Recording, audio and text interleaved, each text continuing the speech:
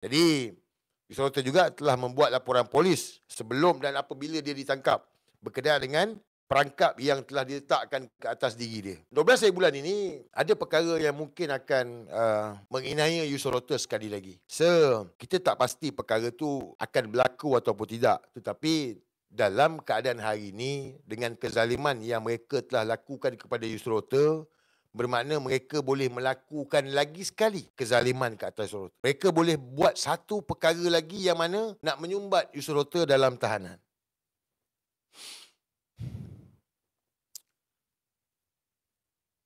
Andai kata Yusof perlu membela diri pada 12 hari bulan, tak apa, dia terus balik ke penjara Sungai Buloh, masih lagi dalam tahanan, tak dapat bersama dengan keluarga dia, tapi dia akan memberikan keterangan dalam pembicaraan. Tetapi jika Yusof dibebaskan dan dilepaskan pada 12 hari bulan ini, ada kemungkinan besar bahawa Yusof akan ditangkap semula. Ya, ditangkap semula. Tangkap atas kesalahan apa? Semalam dalam perbincangan kita kongsikan perkara ini yang mana kita tahu dalam kes Yusof ni, mereka meletakkan dadah dan senjata api untuk Yusof, mental dia rosak, jadi gila, tekanan kepada Yusof. Ini matlamat mereka ni. Dan alhamdulillah 10 bulan pun Yusof tak terkesan. Mental dia masih kuat, strong. Mereka boleh menjalankan tindakan yang sama yang mana menangkap Yusof sekali lagi. Tetapi kali ini di atas LPK. Atas dadah berbahaya LLPK. Yang mana Yusof, andai kata 12 hari bulan, dia bebas daripada pertuduhan memiliki dadah dan senjata api, keluar daripada mahkamah, dia ditangkap semula di atas dadah berbahaya LLPK. Yang mana dia boleh ditahan 14 hari ataupun 60 hari dan 2 tahun dalam tahanan, yang mana tahanan Sempang Renggam. Kalau siapa pernah dengar, mungkin ada kenal kawan-kawan ataupun saudara mara ataupun pernah tahu perkara ini. LLPK ni atas pencegahan khas atas dadah berbahaya, yang mana kes-kes yang polis tak cukup bukti, dia tak ada evidence yang kuat, dibebaskan daripada mahkamah, tetapi suspek syak, maka dia boleh ambil sebagai tahanan LLPK. Dia lebih kurang macam SOSMA, tapi ini more kepada dadah. Sebab dalam kes Yusof ini adalah atas dadah berbahaya, hukuman gantung sampai mati. Jadi mereka boleh gunakan perkara yang sama untuk simpan Yusof, untuk terus bagi tekanan kepada Yusof. Dalam LLPK ni, dia memang kuasa polis, tetapi atas kuasa dan arahan Menteri Dalam Negeri. Menteri Dalam Negeri. Okey, saya kongsikan sikit apa yang saya dapat. Memang jahat, memang jahat. Diorang memang jahat, memang jahat. Bukan sikit-sikit punya jahat.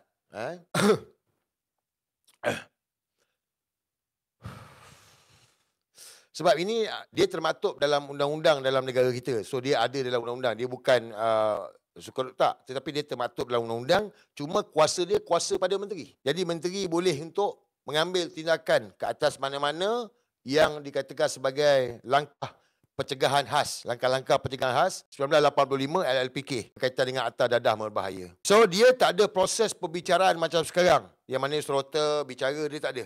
Cuma dia ada satu lembaga yang mana peguam akan fight lah. But mereka boleh tahan selama 14 hari, 60 hari dan kemudiannya hantar ke Sempang Renggam untuk 2 tahun. Dan dia boleh ditambah lagi. 2 tahun habis, tambah lagi. Atas kuasa menteri. Ya, polis tibat tetapi atas kuasa menteri. Jadi kalau Yusof dibebaskan, ya dibebas. Tapi mereka boleh gunakan akta ini untuk tangkap dan simpan Yusof.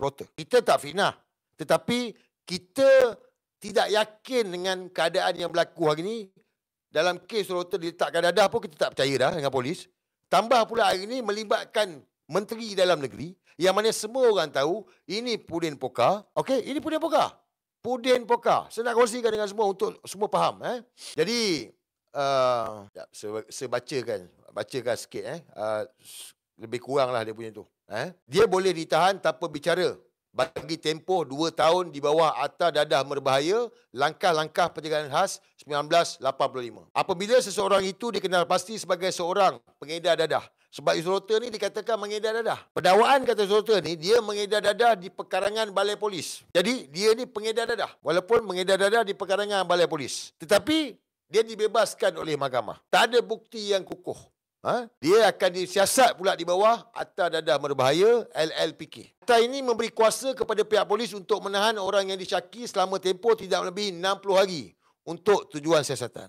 Bermakna kalau instructor keluar, dia boleh tahan instructor selama 60 hari. 60 hari. Tahan 60 hari. Dalam kat sinilah. Dan akta ni juga, dia memberikan kuasa kepada Menteri Dalam Negeri mengenakan perintah tahanan terhadap mereka ini selama 2 tahun. Bermakna kalau instructor bebas 12 hari bulan atas arahan diorang ni, komplot ini, instructor ditangkap semula 60 hari tahanan. Tak tahulah lokap mana, 60 hari.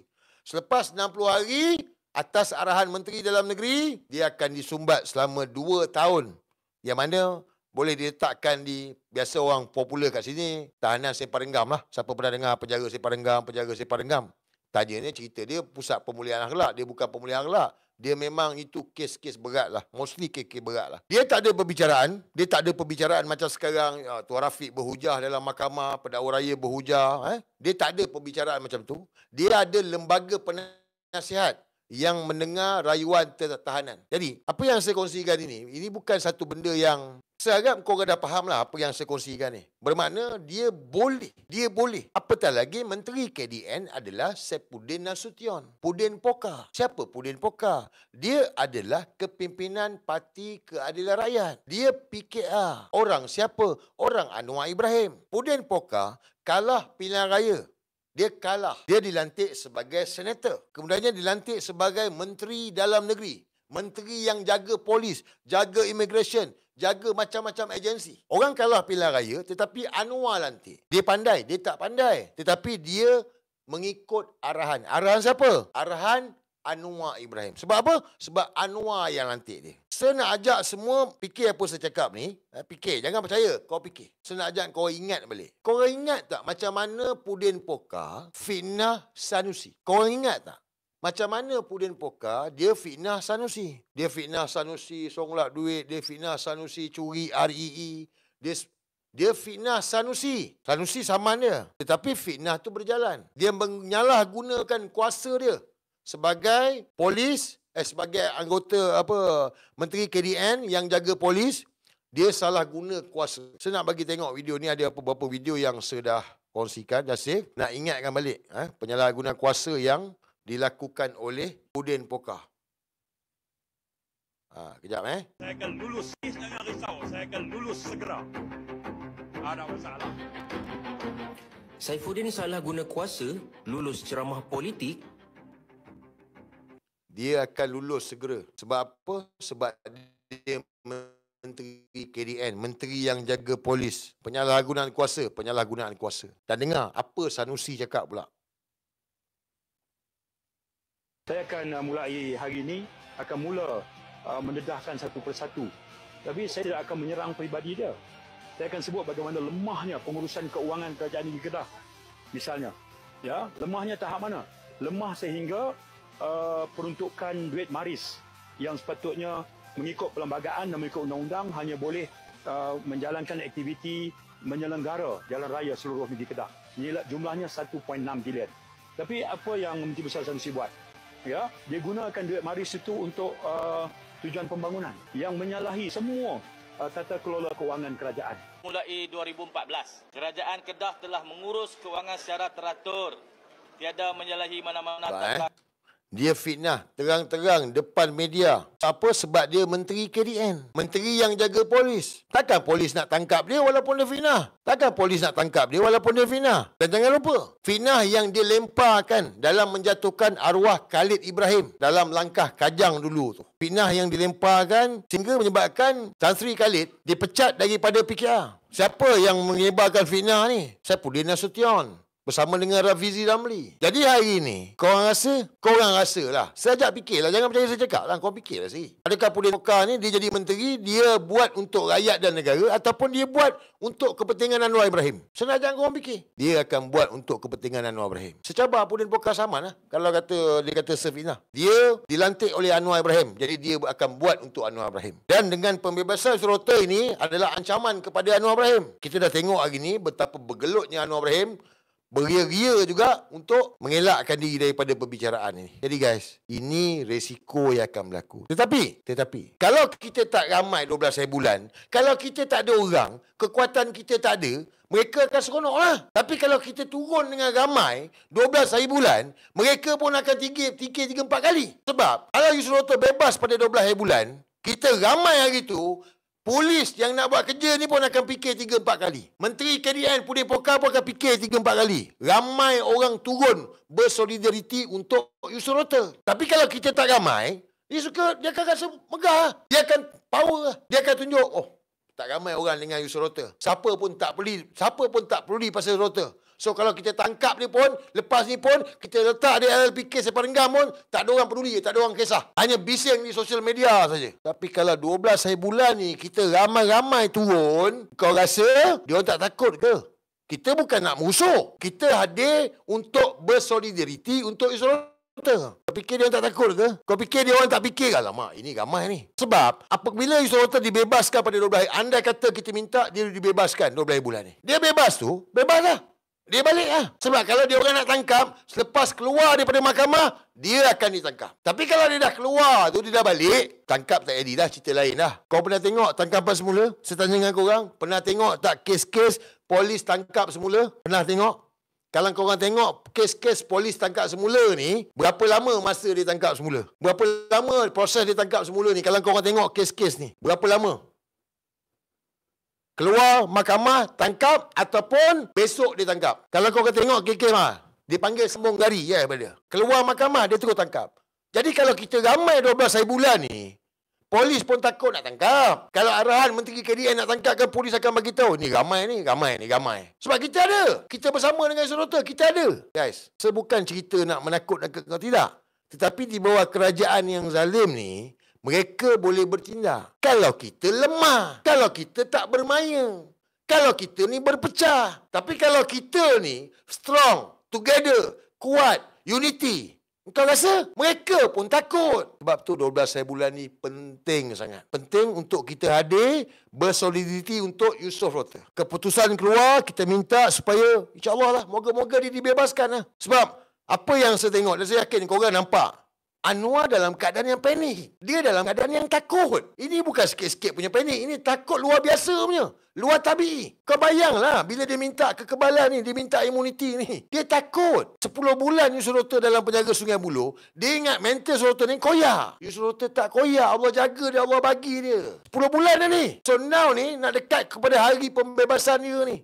Kalau dia dibebaskan ni. So kita kena turun support dia. Kita marah dengan Anwar Ibrahim. Kita marah dengan kerajaan Madanon ini. Kita menyampah, kita benci. Tapi tak cukup kalau kita sekadar kita bercakap je. Kita kena tunjuk. Kita benci, kita marah dengan mereka. Yusril Otta wakil kita.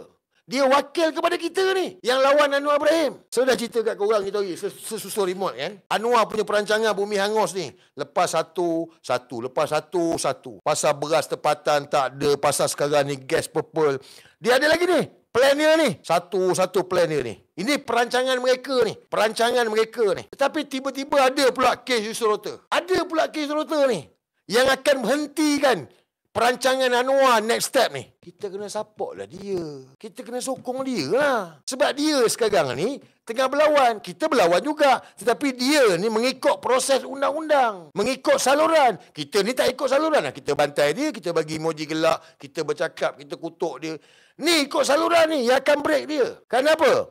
12 hari bulan, insyaAllah Yusril Otta bebas. 16 hari bulan bicara. 16 hari bulan tu, semua banyak benda akan terbongkar guys. 16 hari bulan banyak benda terbongkar. Ya, ini saman sivil, ini bukan pertuduhan jenayah. Kerana selepas itu, desakan untuk Anwar letak jawatan lah. Penarikan sokongan ahli parlimen ke atas Anwar Ibrahim. Termasuklah geng-geng Rafizi Ramli. That's why Rafizi bagi tahu, dia letak jawatan dan notis bercuti sehingga 16 hari bulan. 16 ke 17? Why? Because 16 hari bulan punya apa yang Yusril Otta akan buka dalam mahkamah. Ni, sebab tu penting Yusril Otta ni. That's why kenapa mereka sumbat Yusril Otta dalam penjara. Mereka plan, mereka nak tangkap lagi. Mereka nak, because ni akan matikan Anwar Ibrahim. Sejarah dah membuktikan ianya berlaku dulu. Sejarah membuktikan dalam kes Saiful Bukhari. Saiful Bukhari bukan siapa-siapa. Demi maruah dia yang diliwat, dia lawan Anwar Ibrahim. Dia. Bukan kerana konspirasi ke. No. Because of masalah Anwar sendiri. Dia lawan. Anwar masuk penjara. Sebab Saiful Bukhari. Orang yang tak bersalah ini, dia lawan. Dia lawan sungguh-sungguh. Anwar masuk penjara. Sebab itu kes jenayah. Ini saman sivil. Ini bukan kes jenayah. Sebab ini adalah untuk menuju kepada kejatuhan yang amat dahsyat Anwar Ibrahim. Sebab apa? Sebab itulah dia letak Izzah sebagai timbalan. Dia tahu. Sebab itu dia letak Izzah sebagai timbalan. Because dia nak buat persediaan. Sebab apa kita buat? Kita tanya balik diri kita. Aku buat apa? Ya, aku lawan. Aku buat live. Aku... Ya, betul. Bagus. Teruskan, jangan berhenti. Tapi sekarang ni, serota ni, kita jangan biarkan dia kesorangan ni. Penting 12 bulan ni, guys. 12 bulan ni penting untuk kita turun beramai-ramai. Saya tak tahu berapa ramai lah. Tapi saya rasa, saya haraplah 200-300 orang lah. Betul saya cakap. Kalau kita dapat turun 200-300 orang, guys. 200-300 orang. Ya, mungkin daripada jauh, mungkin susah nak datang. Tapi Lembah Kelang takkan tak boleh datang. Takkan tak boleh datang sekejap. Dalamnya ada ramai ni sekarang. Ini kena cedok 700 lebih. Kat YT ada 2,500. Yang dengar malam ni takkanlah tak boleh datang 500 orang. Turun guys. Penting. Benda ni penting. Saya cakap kat korang penting. Sebab saya dah bagi tahu tadi kan. Dia orang boleh tahan semula. Kerana kononnya LLPK. Atas dadah berbahaya, sumbat 60 hari, kemudiannya 2 tahun. Kuasa Menteri KDN. Menteri KDN pun Poka. Orang Anwar Ibrahim. Budak suruhan Anwar Ibrahim. Jadi menteri pun sebab Anwar lantik. Kalah pilihan raya, dilantik. Because of budak Anwar Ibrahim. Atas arahan Anwar juga, dia fitnah Sanusi. Jangan lupa semua tu. Kerja dia memfitnah. Dia buat kerja untuk Anwar Ibrahim. Dalam parlimen, dia pertahankan Anwar Ibrahim. Dalam isu Palestin, dia bagi tahu Anwar matlamat nak keluarkan penduduk Gaza. Jangan lupa. Kau ingat tak? Dalam parlimen, dia bagi tahu. Anwar pergi luar negara ni, jumpa dengan Arab ni, sebab plan nak keluarkan rakyat Gaza tu daripada Gaza. Kau ingat tak ingat ni? Dia nak keluarkan rakyat Palestin daripada Gaza. Ingat tak ingat? Dalam parlimen dia cakap. Agenda siapa tu? Itu agenda Israel. Untuk keluarkan rakyat Palestin di Gaza itu. Kau Poka. Jangan lupa. Semua ni jangan lupa. GISB. Apa Pudin Poka bagi tahu dalam parlimen? Apa Pudin Poka bagi tahu dalam parlimen? Dia kata GISB ni kumpulan jenayah terancam. Pudin Poka bagi tahu. Atas arahan siapa kalau bukan Anwar Ibrahim? Bos dia. Jadi sebab itulah kita tak percaya dengan polis sebab Menteri KDN. Ya, polis baguslah dia buat kerja polis kalau siasat. But kita tak percaya hari ni sebab Menteri engkau tu budak Anwar Ibrahim. Banduan yang didapati bersalah kerana kesalahan salah guna kuasa. Kesalahan rasuah. Kesalahan liwat. Jadi hari ni, Menteri KDN budak Anwar Ibrahim, banduan jenayah salah guna kuasa. Engkau rasa rakyat nak yakin dengan polis? Kita tak yakin lah. Sebab menteri engkau tu budak kepada banduan salah guna kuasa. Kau tengok GSB cukup lah. Kau tengok GSB. Cuba fikir guys. Menyayat hati. Kita rasa geram. Ya mula-mula orang marah. Ramai orang marah. Tapi because of polis bawah Menteri Keselamatan Dalam Negeri. Pudin Poka. Pudin Poka pula bos dia banduan jenayah rasuah salah guna kuasa dan juga liwat. So, kau rasa? Dan lagi ni pun kita tahu pegawai-pegawai atasan polis, dia orang semua menjilat. Nak naik pangkat. Nak lobby tempat. Itu yang struggle dengan pegawai-pegawai kat bawah. Pegawai-pegawai kat bawah ni, struggle sebab pegawai atasan lah. Menjilat. So, hari ni.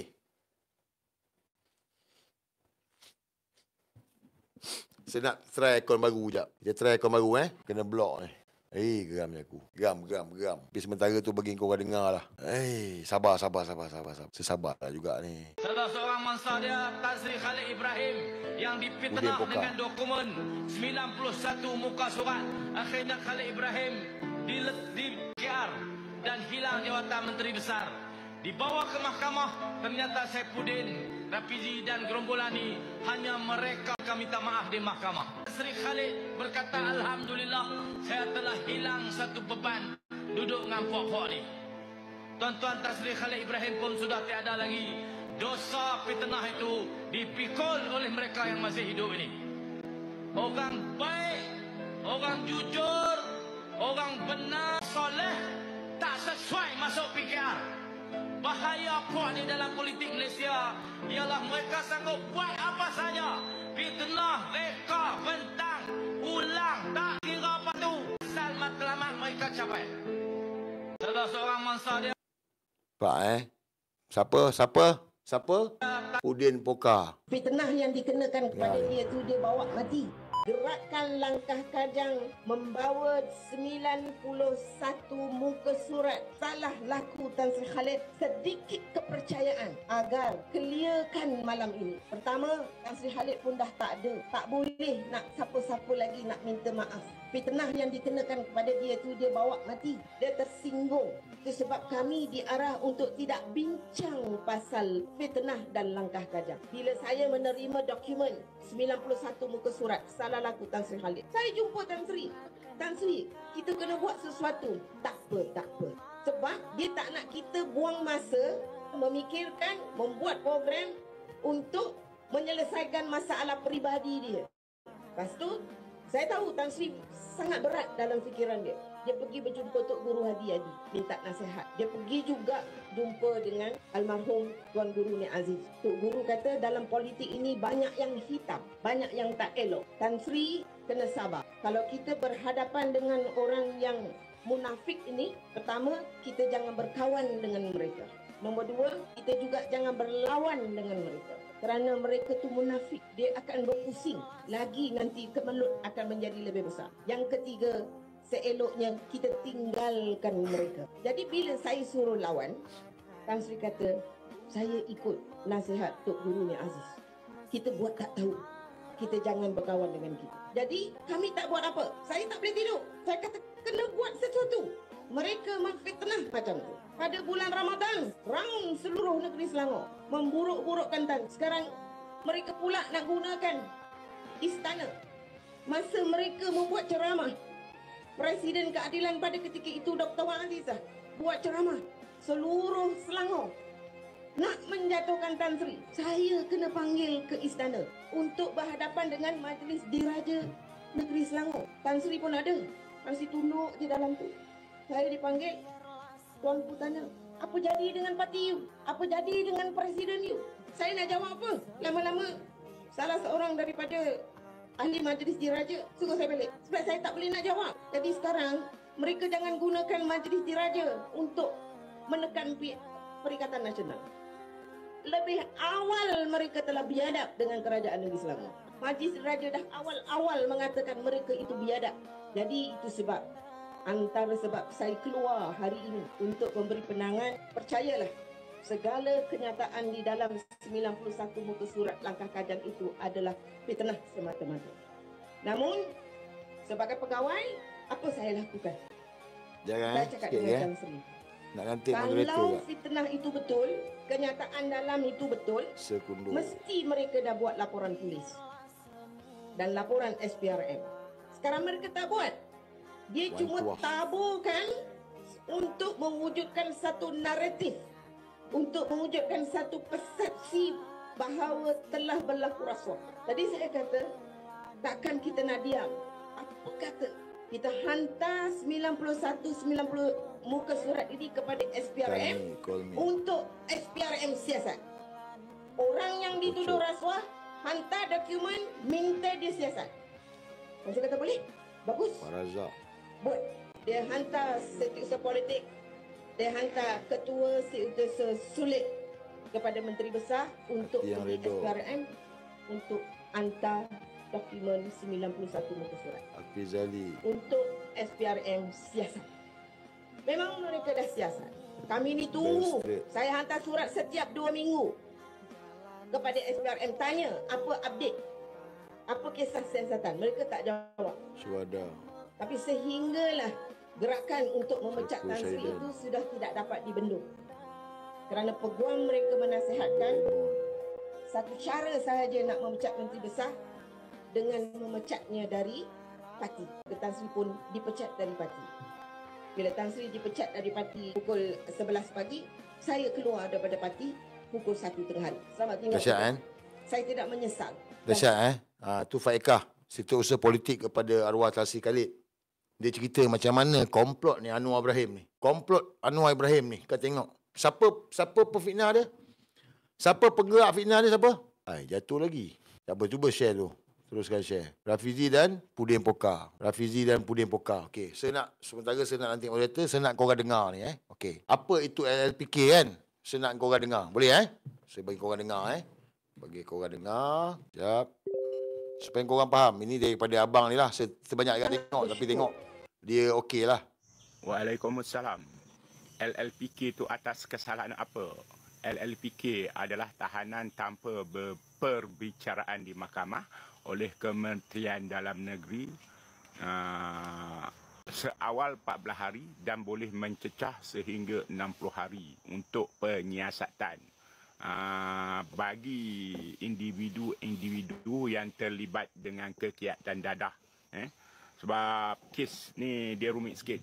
Apabila pihak polis menahan kita dan tiada sebarang bukti yang pihak polis dapat, tetapi nama kita sering disebut menjalankan kegiatan dadah oleh saksi-saksi polis, maka di sini polis akan memohon dengan KDN untuk menahan kita sehingga 60 hari bagi menyiasat kegiatan kita tersebut. Di sini KDN perlu melantik seorang pegawai penyiasat untuk menyiasat kegiatan kita selain daripada laporan polis.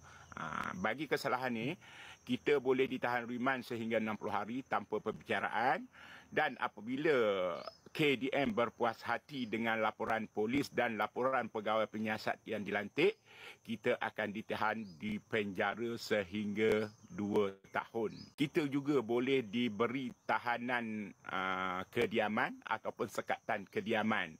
Dia terpulang kepada laporan pegawai penyiasat yang dilantik dan laporan daripada pihak polis. Sebab dalam laporan tu pihak polis dapat membuktikan yang banyak saksi-saksi yang mengatakan kita ni sering terlibat dengan kegiatan dadah. Boleh jelas lah, boleh jelas. Itulah maksudnya LLPK, tahanan tanpa perbicaraan. Semoga terjawab. Tak tahu. So, mereka boleh tak untuk tahan Yusuf Rota? Apabila Yusuf Rota keluar daripada mahkamah bebas 12 bulan, mereka boleh tak untuk tahan Yusuf Rota? Boleh tak boleh? Kuasa siapa? Menteri KDN. Saya tanya dengan korang percaya ke dengan Menteri KDN ni? Korang percaya ke dengan Pudin Poka? Polis pun saya tak percaya gini. Sebab apa? Sebab dalam isu Surota satu hal lah. Kalau kita patah balik ke belakang, isu Umi Hafidah. Macam mana Umi Hafidah? Siapa ada masa pergi dengar balik apa yang Umi Hafidah kongsikan. Bagaimana Anwar Ibrahim sewaktu dia timbalan Perdana Menteri menggunakan pasukan polis, tangkap Umi Hafidah, torture Umi Hafidah, macam-macam. Ugut Umi Hafidah. Jadi, kau rasa ditambah pula sekarang dia Perdana Menteri, Pudin Poka budak dia, bukan nak percaya dengan polis? Saya tak percaya dengan polis, saya dah cakap dah. Amin.